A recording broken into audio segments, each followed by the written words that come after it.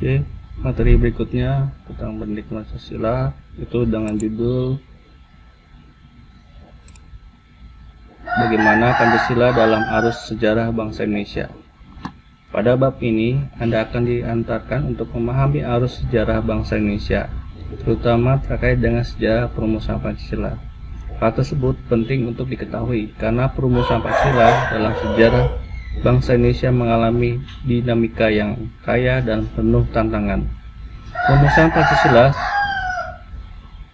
mulai dari sidang BPUPKI sampai pengesahan Pancasila sebagai dasar negara dalam sidang PPKI masih mengalami tantangan berupa amnesia sejarah, istilah yang dipergunakan Habibie dalam pidato tanggal 1 Juni 2011. Tujuan materinya itu akan bahas. Dalam bab ini, Anda akan diajak untuk menelusuri tentang sejarah perumusan Pancasila. Penulisan ini penting agar Anda mengetahui dan memahami proses terbentuknya Pancasila sebagai dasar negara. Ini gambar suasana sidang BPUPKI dalam merumuskan Pancasila sebagai dasar negara.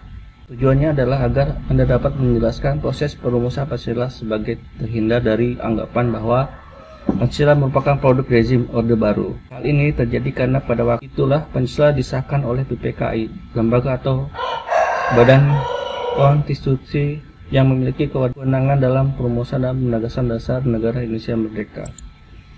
Perlu Anda ketahui bahwa Pancasila merupakan dasar resmi negara bangsa Indonesia sejak tanggal 18 Agustus 1945. Tahukah Anda bahwa pada era Reformasi 98 muncul anggapan bahwa Pancasila sudah tidak berlaku lagi karena sebagai produk rezim Orde Baru. Anggapan ini muncul karena pada zaman Orde Baru, sosial Pancasila dilakukan melalui penataran P4 yang syarat dengan nuansa doktrin yang memihak kepada rezim yang berkuasa pada waktu itu.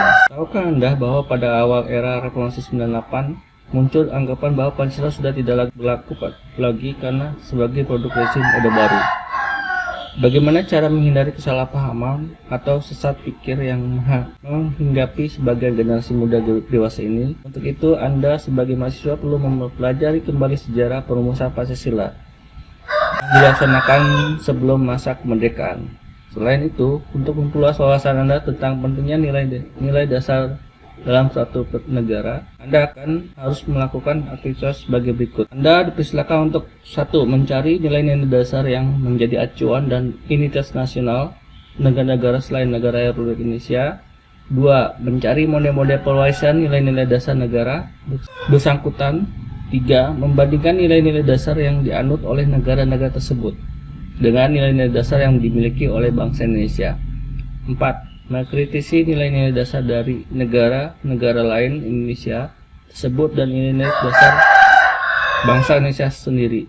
Kemudian diskusikan dengan kelompok Anda dan dibuat laporan secara tertulis untuk diserahkan kepada dosen secara tertulis dan dikerjakan.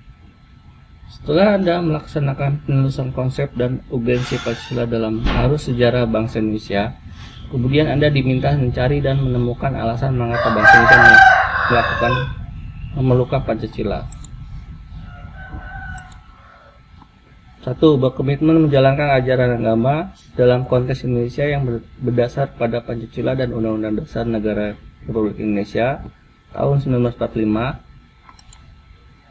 Mengaktualisasikan nilai-nilai Pancasila dalam bentuk pribadi yang saleh secara individual, secara sosial dan alam, serta memahami, menganalisis, mepresentasikan dinamika Pancasila secara historis dan merefleksikan fungsi dan kedudukan penting Pancasila dalam perkembangan Indonesia mendatang.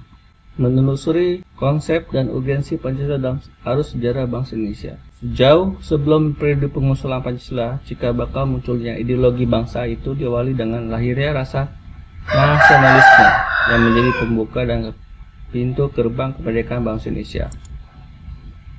Periode pengusulan Pancasila. Ahli sejarah menurut Santono Kardidirjo sebagaimana yang dikutip oleh Mokhtar Kutatinggi dalam artikelnya yang berjudul Pancasila sebagai Modal Rasionalitas Politik, mengerai bahwa benih nasionalisme sudah mulai tertanam kuat dalam gerakan perhimpunan Indonesia yang sangat menekankan soliditas dan kesatuan Indonesia. Penghimpunan Indonesia menghimbau agar segenap suku bangsa bersatu teguh menghadapi penjajahan dan keterjajahan. Kemudian disusul lahirnya Sumpah Pemuda tanggal 28 Oktober 1928, merupakan momen-momen perumahan diri bagi bangsa Indonesia. Kesemuanya itu merupakan modal politik yang awal sudah dimiliki tokoh-tokoh penggerak sehingga sidang maraton BPU PKI yang difasilitaskan Laksmana Meda tidak sedikit pun ada diintervensi dari pihak penjajah Jepang. Para peserta sidang BPU PKI ditunjuk secara adil bukan hanya atas dasar konstitusi, melainkan juga atas dasar integritas dalam rekam jejak di dalam konstitusi masing-masing. Oleh karena itu, Perwali Tinggi menegaskan bahwa Ikum John Stuart Mill atas case Ernstensin tentang keniscayaan pengumpulan the best means of the best character yang dimiliki suatu bangsa, terutama di saat bangsa tersebut hendak membicarakan masalah-masalah ketatanegaraan tertinggi sudah terpenuhi. Dengan demikian, Pancasila tidaklah sakti dalam pengertian mitologis, melainkan sakti dalam pengertian berhasil memenuhi keabsahan prosedural dan keabsahan eksistensi sekaligus.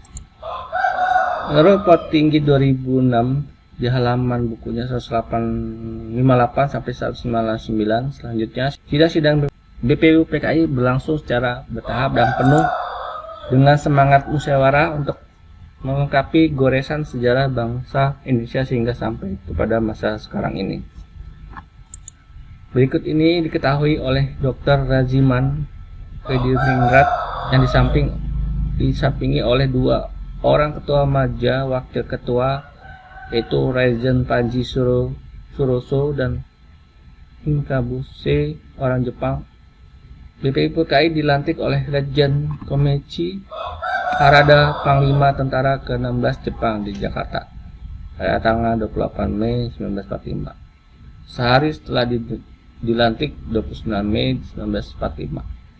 Dimulailah sidang yang pertama dengan materi pokok pembicaraan contoh calon dasar negara. Ini gambar penyampaian usulan tentang dasar negara oleh I.R. Soekarno dan sidang BPU PKI. Siapa saja tokoh-tokoh yang berbicara dalam sidang BPU PKI tersebut?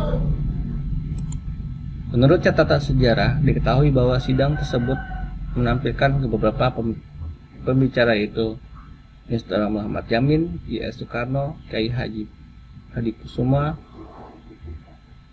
Mr. Supomo, dan keempat tokoh tersebut menyampaikan usulan tentang dasar negara menurut pandangannya masing-masing. Meskipun demikian, perbedaan pendapat di antara mereka tidak mengurangi semangat persatuan dan kesatuan demi mewujudkan Indonesia merdeka.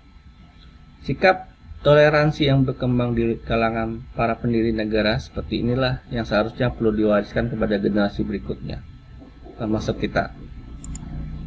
Anda dipersilakan untuk menelusuri isi pidato tokoh-tokoh seperti Muhammad Yamin, Kiai Haji Bagus Hadikusumo, dan Supomo dan tersebut dalam sidang BPU PKI pertama. Diskusikan dengan kelompok Anda dan disusun dalam bentuk laporan secara tertulis. Sebagaimana Anda ketahui bahwa salah seorang pengusul calon dasar negara dalam sidang BPU PKI adalah I.R. Soekarno yang berpidato pada tanggal 1 Juni 1945. Pada hari itu, I.R. Soekarno menyampaikan 5 butir gagasan tentang dasar negara sebagai berikut. Nasionalisme atau kebangsaan Indonesia, internasionalisme atau pri-kemanusiaan, mufakat dan demokratis, kesejahteraan sosial, ketuhanan yang kebudayaan. Berdasarkan catatan sejarah kelima butir gagasan itu oleh Soekarno diberikan nama Pancasila. Selanjutnya, Soekarno yang juga memutuskan jika seandainya peserta sidang tidak menyukai angka 5, maka ia menawarkan 3 angka, yaitu Trisila yang terdiri dari atas 1. Sosio-nasionalisme, 2. Sosio-demokratis, dan 3. Ketuhanan yang Maha Esa. Soekarno akhirnya juga menawarkan 1 angka, yaitu E-Sila, yaitu berisi asas kegotong royongan. Sejarah mencatat pidato lisan Soekarno inilah yang kemudian hari diterbitkan oleh Kementerian Penerangan Republik Indonesia dalam bentuk buku berjudul Lahirnya Pancasila 1947. Perlu Anda ketahui bahwa dari judul buku tersebut menimbulkan kontroversi seputar lahirnya Pancasila. Perlu Anda ketahui bahwa dari judul buku tersebut menimbulkan kontroversi seputar lahirnya Pancasila. Di lain pihak, ketika pemerintahan Soekarno jatuh, muncul upaya-upaya desoekarnoisasi oleh penguasa Orde Baru, sehingga dikesankan seolah-olah Soekarno tidak besar jasanya dalam penggalian dan perumusan Pancasila.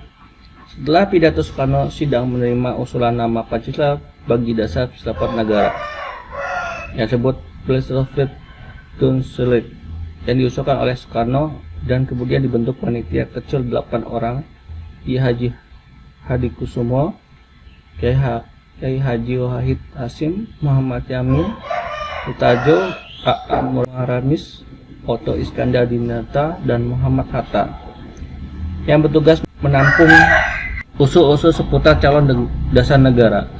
Kemudian sidang pertama BPPKI 29 Mei 1 Juni 1945 ini berhenti untuk sementara. Periode perumusan Pancasila. Hal terpenting yang mengumpulkan dalam sidang BPPKI kedua pada tanggal 10 sampai 16 Juli 1945 adalah disetujunya naskah awal pembukaan hukum dasar yang kemudian dikenal sebagai nama Piagam Jakarta. Piagam Jakarta itu merupakan naskah awal pertanyaan kemerdekaan Indonesia. Pada alinea keempat Piagam Jakarta itulah terdapat rumusan Pancasila sebagai berikut. Yang pertama, ketuhanan dan kewajiban menjalankan syariat Islam bagi pemeluk-pemeluknya. Kedua, kemanusiaan yang adil dan beradab. 3, persatuan Indonesia. 4, kerakyatan yang dipimpin oleh hikmah kebijaksanaan dalam perseratan perwakilan. 5, keadilan sosial bagi seluruh rakyat Indonesia. Naskah awal pembukaan hukum dasar yang dijuluki Piagam Jakarta ini di kemudian hari dijadikan pembukaan Undang-Undang 1945. Sejumlah perubahan di sana-sini. Ketika para pemimpin Indonesia sedang sibuk mempersiapkan kemerdekaan, menurut Soekarno, skenario Jepang secara tiba-tiba terjadi perubahan peta politik dunia. Salah satunya penyebab terjadinya perubahan peta politik dunia itu ialah takluknya Jepang terhadap sekutu. Peristiwa itu ditandai dengan jatuhnya bom di Hiroshima pada tanggal 6 Agustus 1945. Sehari setelah peristiwa itu, 17 Agustus 1945, pemerintah penduduk Jepang di Jakarta mengeluarkan maklumat yang berisi 1. Pertengahan Agustus 1945 akan dibentuk Panitia Persiapan Kemerdekaan bagi Indonesia (PPKI). 2. Panitia itu rencananya akan dilantik 18 Agustus 1945 dan mulai bersidang tanggal 19 Agustus 1945 dan direncanakan tanggal 24 Agustus 1945 di Indonesia dimerdekakan. Esok paginya 8 Agustus 1945, Soekarno, Hatta, dan Raziman dipanggil Jenderal Tarouchi atau penguasa militer Jepang di kawasan Asia Tenggara yang kedudukannya di Saigon, Vietnam. Sekarang kota itu bernama Ho Chi Minh. 3 tokoh tersebut diberi kewenangan oleh Tarouchi untuk segera membentuk suatu panitia persiapan kemerdekaan bagi Indonesia. Sesuai dengan maklumat pemerintah Jepang 7 Agustus 1945 tadi. Sepulang dari Saigon, ketiga tokoh tadi membentuk PPKI dengan total anggota 21 anggota, yaitu Soekarno, Muhammad Hatta, Raziman, Ki Haji Hadikusumo, Oto Iskandar Dinata, Prabowo, Suryo Hamijoyo, Sutarjo, Supomo, Abdul Qadir, Yap Chan Bing, Muhammad Amir, Abdul Abbas, Atulanggi, Andi Pangeran, Atuhari, Igede Puja, Hamida, Paji Suroso, Wahid Hasim, Muhammad Hasan. Menurut Satono Kardijojo dan kawan-kawan, tahun 1975 di halaman bukunya 16 sampai 17. Jatuhnya bom di Hiroshima belum membuat Jepang takluk. Amerika dan sekutunya akhirnya menjatuhkan bom lagi di Nagasaki pada tanggal 19 Agustus 1945 yang meluluhlantahkan kota tersebut, sehingga menjadikan kekuatan Jepang semakin lemah. Konsekuensinya dari menyerahnya Jepang kepada sekutu, menjadinya daerah bekas penduduk Jepang beralih kepada wilayah perwalian sekutu. termasuk Indonesia. Sebelum tentara sekutu dan dapat menjangkau wilayah-wilayah tersebut, untuk sementara bala tentara Jepang masih berkuasa sebagai sekadar menjaga kekosongan kekuasaan. Kekosongan kekuasaan ini tidak sia-siakan oleh para tokoh nasional PPKI yang semuanya dibentuk Jepang karena Jepang sudah kalah dan tidak berkuasa lagi. Maka para pemimpin nasional pada waktu itu segera mengambil keputusan politis yang penting. Keputusan politis penting itu berupa pelepasan diri dari bayang-bayang kekuasaan Jepang dan mempercepat rencana kemerdekaan bangsa Indonesia. Peristiwa penting lainnya terjadi pada tanggal 12 Agustus 1945. Ketika itu Soekarno, Hatta, dan Rajiman Red Uningrat dipanggil oleh penguasa militer Jepang di Asia Selatan ke Saigon untuk membahas tentang Hari Kemerdekaan Indonesia sebagaimana yang pernah dijanjikan. Namun di luar dugaan, ternyata pada tanggal 14 Agustus 1945 Jepang menyerah kepada sekutu tanpa syarat. Pada 15 Agustus 1945 Soekarno, Hatta, dan Rajiman kembali ke Indonesia. Kedatangan mereka disambut oleh para pemuda yang mendesak agar kemerdekaan bangsa Indonesia diproklamasikan karena mereka tanggap terhadap perubahan situasi politik dunia pada masa itu. Para pemuda sudah mengetahui bahwa Jepang menyerah kepada sekutu sehingga Jepang tidak memiliki kuasa secara politis di wilayah pendudukan termasuk Indonesia. Perubahan situasi yang cepat itu menimbulkan kesalahpahaman antara sekelompok pemuda dengan Soekarno dan kawan-kawan sehingga terjadilah penculikan atas dirinya Soekarno dan Muhammad Hatta ke Rengas Dengklok. Dalam istilah pemuda pada waktu itu mengamankan. Tindakan pemuda ini berdasarkan keputusan rapat yang diadakan pada pukul 24.00 WIB menjelang 16 Agustus 1945 di Cikini nomor 71 Jakarta. Menurut Kartijo dan kawan-kawan tahun 1976 di halaman bukunya halaman 26. Melalui jalan beliku akhirnya dicetuskanlah proklamasi kemerdekaan Indonesia pada tanggal 17 Agustus 1945. Teks kemerdekaan itu didiktekan oleh Muhammad Hatta dan ditulis oleh Soekarno pada dini hari. Dengan demikian naskah bersejarah teks proklamasi kemerdekaan Indonesia ini digagas dan ditulis oleh dua tokoh proklamator tersebut, sehingga wajar jika mereka dinamai Dwi Tunggal. Selanjutnya naskah tersebut didiktekan oleh Suyoti Malik. Rancangan pernyataan kemerdekaan yang telah dipersiapkan oleh DPP PKI yang diberi nama Piagam Jakarta akhirnya tidak dibacakan pada tanggal 17 Agustus 1945 karena situasi politik yang berubah. Lihat pemahaman sejarah Indonesia sebelum dan sesudah reformasi menurut William Verdict dan Suri Suroto 2002 di halaman 308 sampai 133 di bukunya. Sampai detik ini teks proklamasi yang dikenal luas adalah sebagai berikut. Proklamasi. Kami, bangsa Indonesia, dengan ini menyatakan kemerdekaan Indonesia. Hal-hal yang mengenai pemindahan kekuasaan dan lain-lain diselenggarakan dengan cara saksama dan dalam tempo yang sesingkat-singkatnya. Jakarta, 17 Agustus 1945, atas nama bangsa Indonesia, Soekarno, Hatta. Oke, berikut tadi ya suara langsung Soekarno Hatta yang telah membacakan teks proklamasi. PPKI yang semula merupakan badan buatan pemerintah Jepang sejak saat itu dianggap berdiri sebagai badan nasional. Prakrasa Soekarno anggota PPKI ditambah 6 orang lagi dengan maksud agar lebih diwakili seluruh komponen bangsa Indonesia. Mereka adalah Inata Kusuma, Ki Hajar Dewantara, Kasman, Singgodimejo, Suyuto Melik, Iwan Kosoma, Sumatri, dan Ahmad Subarjo. Ya, kita lihat di sini ada namanya 17 Agustus 1926-05. Ini sesuai dengan kalender Jepang. Nah, namun kita menggunakan kalender Indonesia menjadi 1945.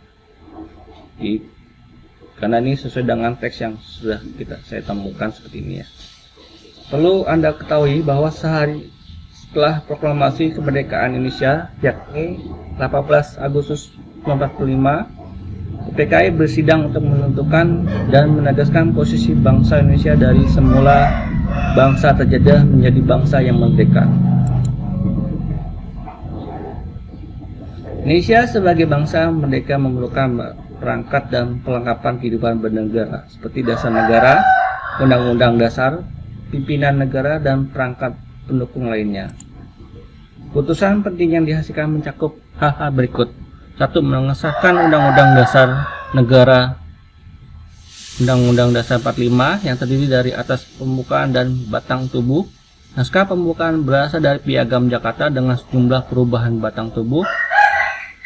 Juga berasal dari rancangan BPUPKI dengan sejumlah perubahan pula. 2. Memilih presiden dan wakil presiden yang pertama, Soekarno dan Hatta. 2. Membentuk KNIP yang beranggota intinya adalah mantan anggota PPKI ditambah tokoh-tokoh masyarakat dari banyak golongan komite dan dilantik tanggal 29 Agustus 1945. Dan ketuanya itu Mr. Kasman Singgodimejo. Sejarah bangsa Indonesia juga mencatat bahwa rumusan Pancasila yang disahkan PPKI ternyata berbeda dengan rumusan Pancasila yang bertajuk dalam Piagam Jakarta.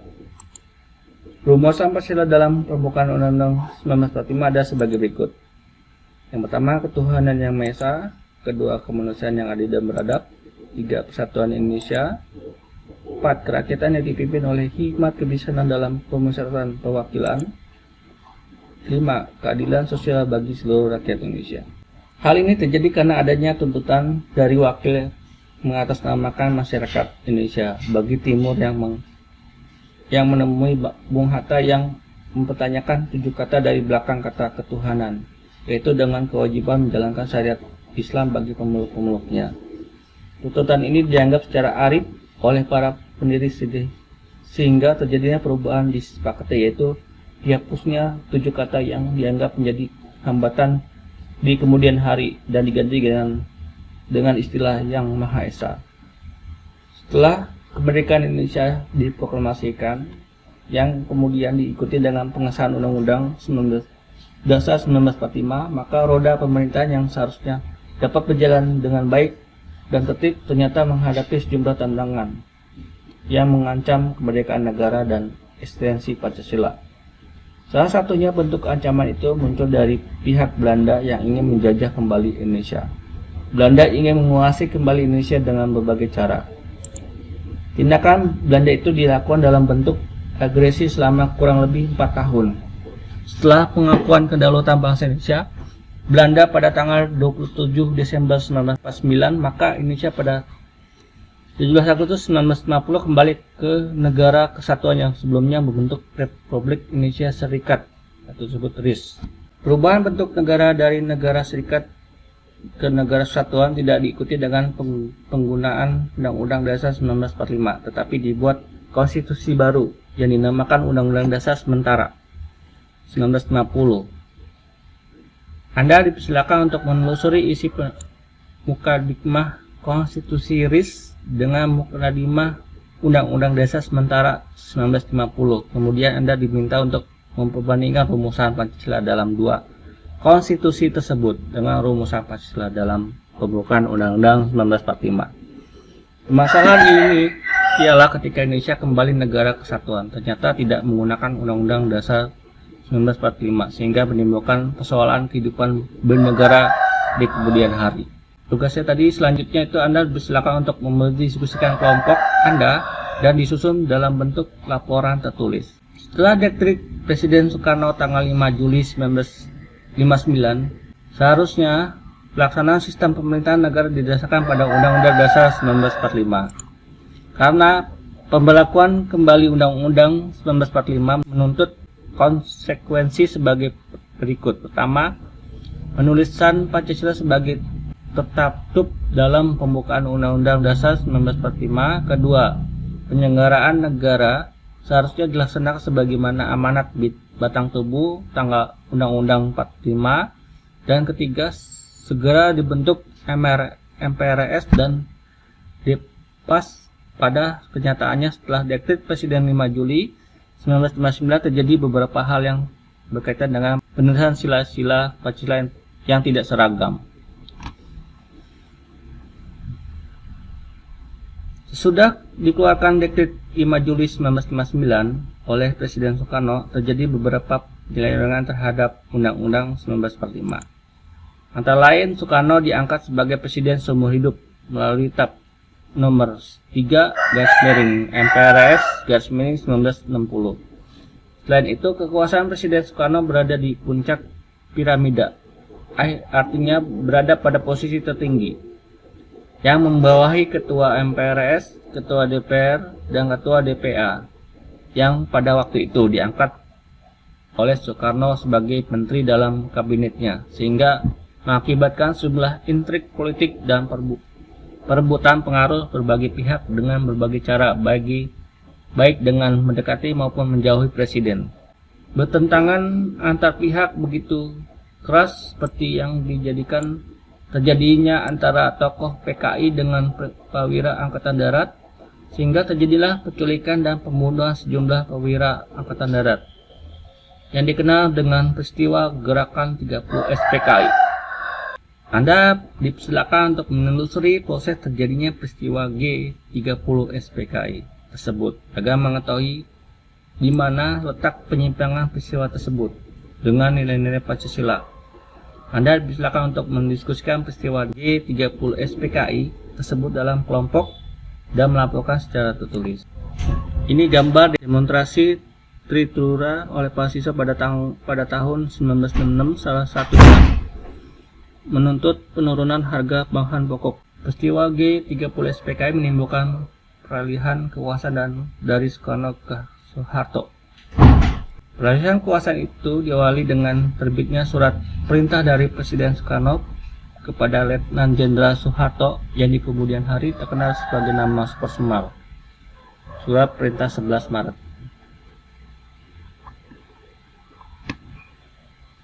Surat itu intinya berisi perintah Presiden kepada Soekarno agar mengambil langkah-langkah pengamanan untuk menyelamatkan keadaan. Super Semar ini dibuat di Istana Bogor dan dijemput oleh Basuki Rahman, Amir Mahmud, dan Muhammad Yusuf. Persemar ini juga menjadi kontroversial di belakang hari.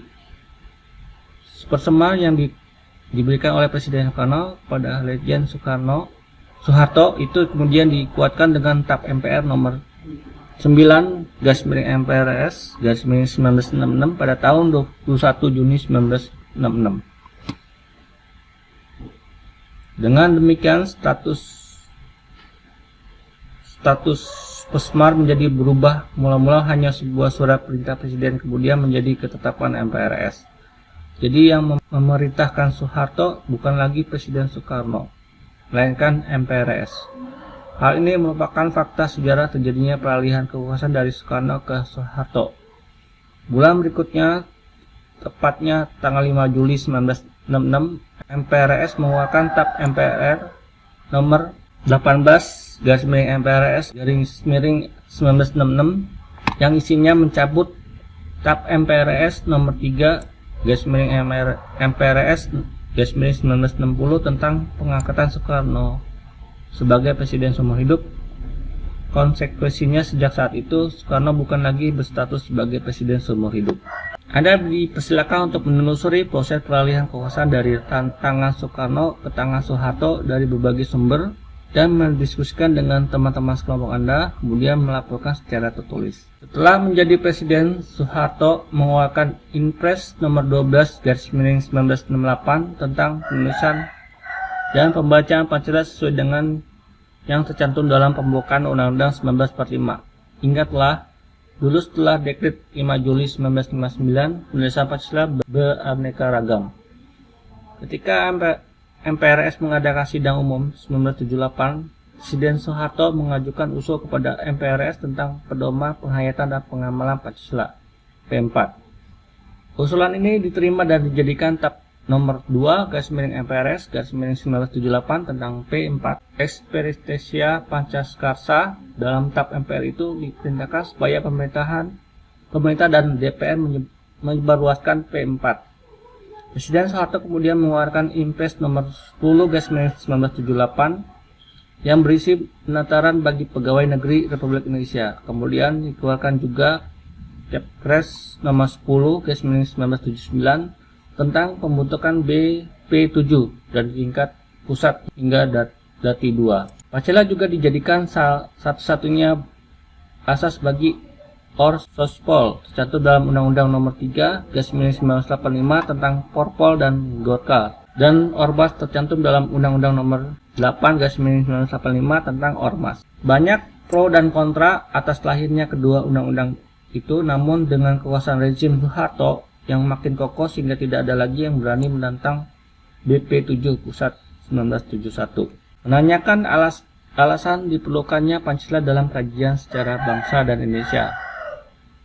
Pancasila sebagai identitas bangsa Indonesia. Pemaparan tentang Pancasila sebagai identitas bangsa atau juga disebut sebagai jati diri bangsa. Indonesia dapat ditemukan dalam berbagai literatur baik dalam bentuk bahasa sejarah bahasa Indonesia maupun dalam bentuk bahasa tentang pemerintahan di Indonesia. Ali Sadikin, buku Negara Pancasila, Jalan Kemaslahatan Berbangsa mengatakan bahwa Pancasila sebagai identitas kultural dapat ditelusuri dalam kehidupan agama yang berlaku dalam masyarakat Indonesia. Karena tradisi dan kultur bangsa Indonesia dapat ditelusuri melalui peran agama-agama besar seperti peradaban Hindu, Buddha, Islam, dan Kristen. Agama-agama tersebut menyumbang dan menyempurnakan konstitusi nilai norma, tradisi, dan kebiasaan-kebiasaan yang berkembang dalam masyarakat. Menurut Hafilan, menegaskan bahwa akulturasi adalah perubahan besar yang terjadi sebagai akibat dan kontrak antar kebudayaan yang berlangsung lama. Ini salah satu contoh kebudayaannya zaman dahulu. Sementara kontribusi budaya Toraja dan Papua tidak terlepas dari peradaban Kristen, kemudian pula hanya dengan kontribusi budaya masyarakat Bali yang sepenuhnya dibentuk oleh peradaban Hindu. Menurut Ali, tahun 2010 di halaman 75 bukunya. Pancasila sebagai kepribadian bangsa Indonesia. Pancasila disebut juga sebagai kepribadian bangsa Indonesia, artinya nilai-nilai ketuhanan, kemanusiaan, persatuan, kerakyatan, dan keadilan diwujudkan dalam sikap mental dan tingkah laku serta amal perbuatan. Sikap mental, tingkah laku, dan perbuatan bangsa Indonesia mempunyai ciri khas arti dalam dibedakan dengan bangsa lain. Kepribadian itu mengacu pada sesuatu yang unik dalam khas karena tidak ada pribadian yang benar-benar sama. Setiap pribadi mencerminkan keadaan dan hal-hal sendiri. Demikian pula hal dengan ideologi bangsa. Menurut Bakri, tahun 1994 di halaman 157. Meskipun nilai ketuhanan, kemanusiaan, kesatuan, kerakyatan, dan keadilan juga dapat terdalam ideologi bangsa-bangsa lain. Tetapi bagi bangsa Indonesia, kelima sila tersebut mencerminkan kepribadian bangsa karena diangkat dari nilai-nilai kehidupan masyarakat Indonesia sendiri dan dilaksanakan secara simultan. Di samping itu, proses akulturasi dan interaksi ikut mempengaruhi kepribadian bangsa Indonesia dalam berbagai variasi yang beragam. Nilai-nilai spiritual, sistem perekonomian, politik, budaya merupakan contoh keunggulan yang berakar dari kepribadian masyarakat Indonesia sendiri. Pancasila sebagai pandangan hidup bangsa Indonesia.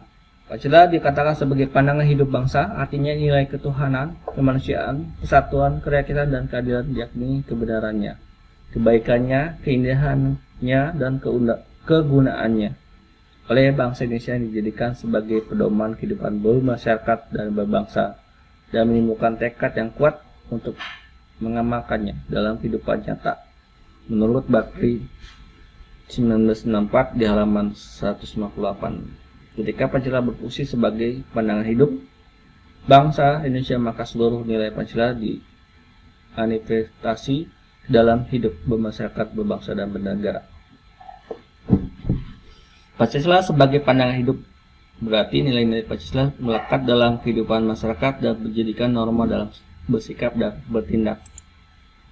Pancasila sebagai jiwa bangsa, sebagai dikatakan von Franges bahwa setiap bangsa mempunyai jiwa masing-masing, jadi dinamakan Volksgeist atau jiwa rakyat atau jiwa bangsa. Pancasila sebagai jiwa bangsa lahir bersamaan dengan lahirnya bangsa Indonesia. Pancasila telah ada sejak dulu kala bersama dengan adanya bangsa Indonesia. Menurut Bakri 994 di halaman bukunya 157. Pancasila sebagai perjanjian luhur. Perjanjian luhur artinya nilai-nilai Pancasila sebagai jiwa bangsa dan kepribadian bangsa disepakati oleh para pendiri negara atau political konsensus sebagai dasar negara Indonesia. Menurut Bakri 1944 di halaman bukunya 161. Kesepakatan para pendiri negara tentang Pancasila sebagai dasar negara merupakan bukti bahwa pemilihan yang diambil pada waktu itu merupakan suatu yang tepat. Anda dipersilakan menanyakan alasan dan mengkritisi tentang proses pembentukan Pancasila sebagai berikut. Yang pertama, identitas bangsa Indonesia. Kedua, kepribadian bangsa Indonesia. 3, pandangan hidup bangsa Indonesia. 4, jiwa bangsa Indonesia. 5, perjanjian luhur bangsa Indonesia. Anda dipersilakan untuk mendiskusikan dengan anggota kelompok Anda dan melaporkan secara tertulis. Berikutnya, menggali sumber historis, sosiologi, dan politik tentang Pancasila dalam kajian sejarah bangsa Indonesia. Sumber histori Pancasila. Nilai-nilai Pancasila sudah ada dalam adat istiadat, kebudayaan, dan agama yang berkembang dalam kehidupan bangsa Indonesia sejak zaman kerajaan dahulu. Misalnya, sila ketuhanan sudah ada pada zaman dahulu, meskipun dalam praktik pemujaan yang beraneka ragam. Tetapi pengakuan tentang adanya Tuhan sudah diakui.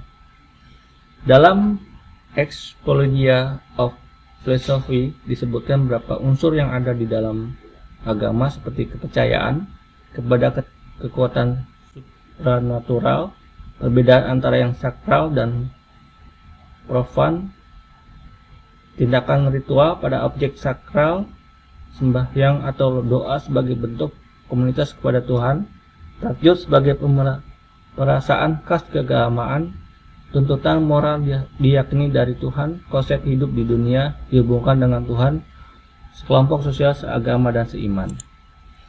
Anda diminta untuk menggali informasi penyebaran agama pada masa zaman dahulu, misalnya bagaimana penyebaran agama pada zaman kerajaan Majapahit, Sriwijaya, Matraman, dan seterusnya. Kemudian mendiskusikan dengan teman sekelompok Anda untuk mendapatkan informasi tentang suasana kehidupan bertoleransi antar umat beragama pada masa itu dan menyusun laporan secara tertulis. Sumber sosiologi Pancasila. Gambar toleransi umat beragama. Kedamaian Anda ketika kita mau menerima perbedaan. Nilai-nilai Pancasila, ketuhanan, kemanusiaan, persatuan, kerakyatan, keadilan secara sosiologi telah ada dalam masyarakat Indonesia sejak dulu hingga sekarang. Salah satu nilai yang dapat ditemukan dalam masyarakat Indonesia sejak zaman dahulu hingga sekarang adalah nilai gotong royong. Misalnya dapat dilihat bahwa kebiasaan bergotong royong baik berupa saling membantu antara tetangga maupun bekerjasama untuk keperluan umum di desa-desa. Kegiatan gotong royong itu dilakukan dengan semangat kekeluargaan sebagai cermin dari sila keadilan sosial.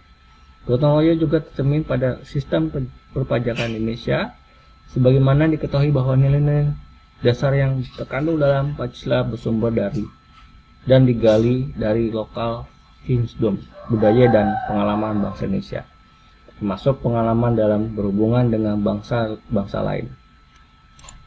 Hal ini disebabkan karena masyarakat secara bersama-sama mengumpulkan iuran melalui pembayaran pajak yang dimaksud untuk pelaksanaan pembangunan. Semangat seperti ini diperlukan dalam mengambil keputusan yang mencerminkan musyawarah.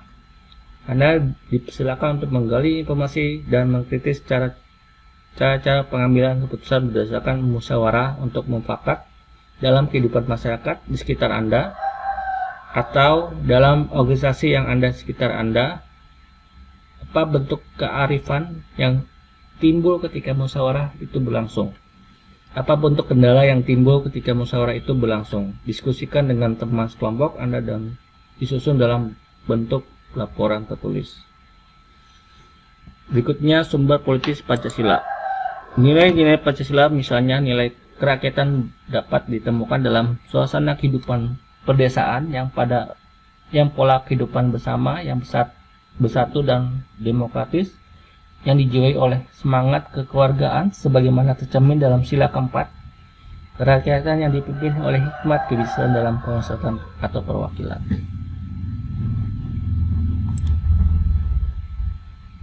Berikutnya itu membangun argumen tentang dinamika dan tantangan Pancasila dalam kajian sejarah bangsa Indonesia.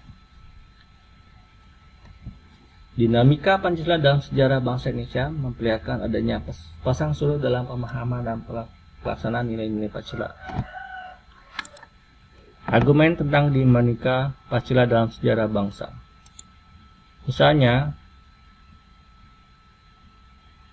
pada masa pemerintahan Presiden Soekarno, terutama pada tahun 1960-an, Nasakom lebih populer daripada Pancasila.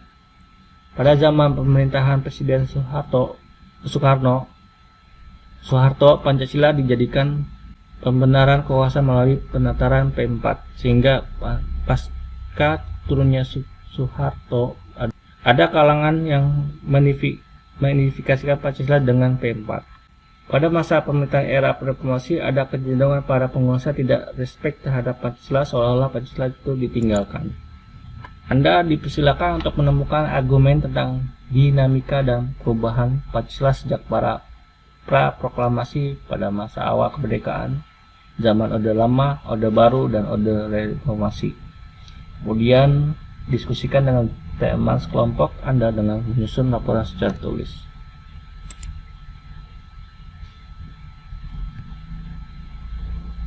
Salah satu membangun tantangan membangun argumen tentang dinamika dan tantangan integrasi Indonesia. Salah satu tantangan terhadap Pancasila dalam kehidupan berbangsa dan bagi negara adalah meletakkan nilai-nilai Pancasila tidak dalam posisi sebenarnya, sehingga nilai-nilai Pancasila menyimpang dari kenyataan kehidupan bangsa dan bernegara. Argumen tentang tantangan terhadap Pancasila dalam kehidupan berbangsa dan bernegara. Pasal ini menunjukkan salah satu contohnya pengangkatan Presiden seumur hidup oleh MPRS dalam TAP MPR nomor 3 MPRS tahun 1990 tentang pengangkatan Soekarno menjadi Presiden seumur hidup. Hal tersebut bertentangan dengan pasal 7 Undang-Undang Dasar 45 yang menyatakan bahwa Presiden dan Wakil Presiden memangku jabatan selama 5 tahun, sesudahnya dapat dipilih kembali. Pada pasal ini menunjukkan bahwa pengangkatan Presiden seharusnya dilakukan secara periodik dan ada batas waktu 5 tahun. Berikutnya mendeskripsikan esensi dan urgensi Pancasila dalam kajian sejarah bangsa Indonesia untuk masa depan. Pancasila pada hakikatnya merupakan philosophic ground flag dan written home.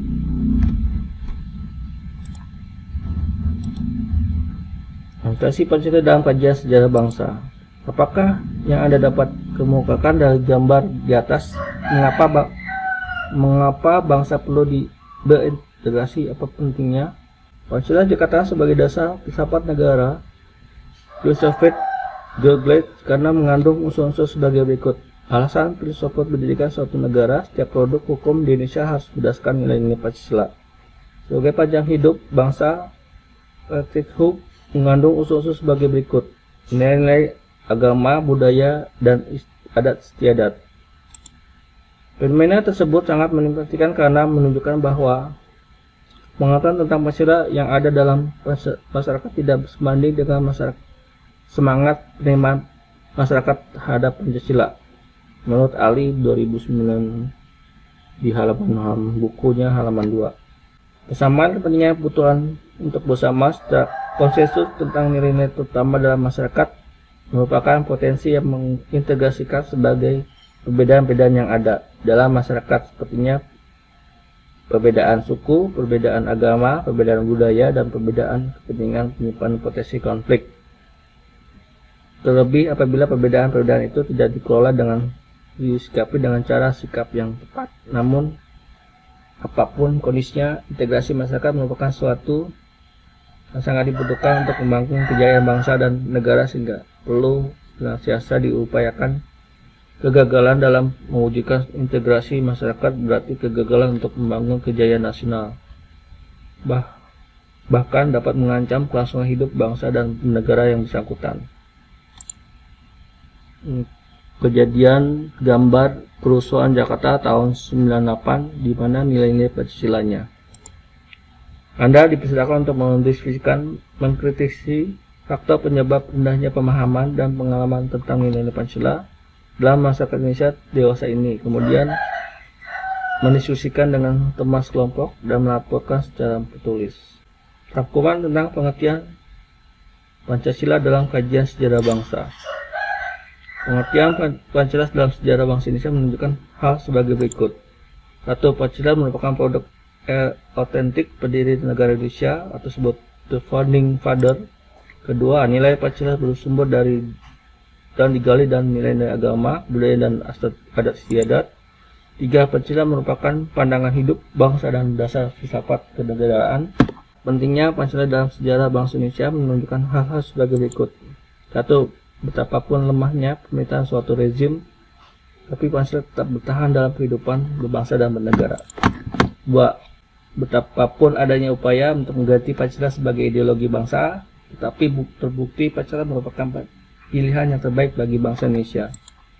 3. Pancasila merupakan pilihan terbaik bagi bangsa Indonesia karena bersumber digali dari nilai-nilai agama, kebudayaan, dan adat istiadat yang hidup dan berkembang di bumi Indonesia. 4. Kemukakan argumen Anda tentang Pancasila sebagai pilihan terbaik bangsa Indonesia. Berikutnya, tugas belajar lanjutan proyek belajar tentang pentingnya kajian Pancasila melalui pendekatan sejarah. Untuk memahami dinamika proses perumusan dan pengesahan Pancasila sebagai dasar negara, Anda mencari informasi tentang sumber tentangan. Pertama, latar belakang sikap beberapa pihak dan dalam masyarakat yang menolak Pancasila sebagai dasar negara.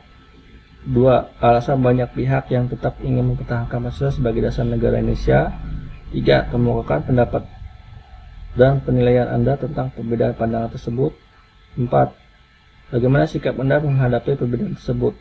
Tugas selanjutnya itu Anda melakukan survei terbatas untuk menjajaki pengetahuan mahasiswa tentang sejarah terbentuknya teks proklamasi kemerdekaan 12 Agustus 45. Tugasnya nih ya, tugas yang pertama tadi yang ini nih, untuk kelompok yang ini nih. Kelompok buat presentasi yang tugas proyek. Saya Iri.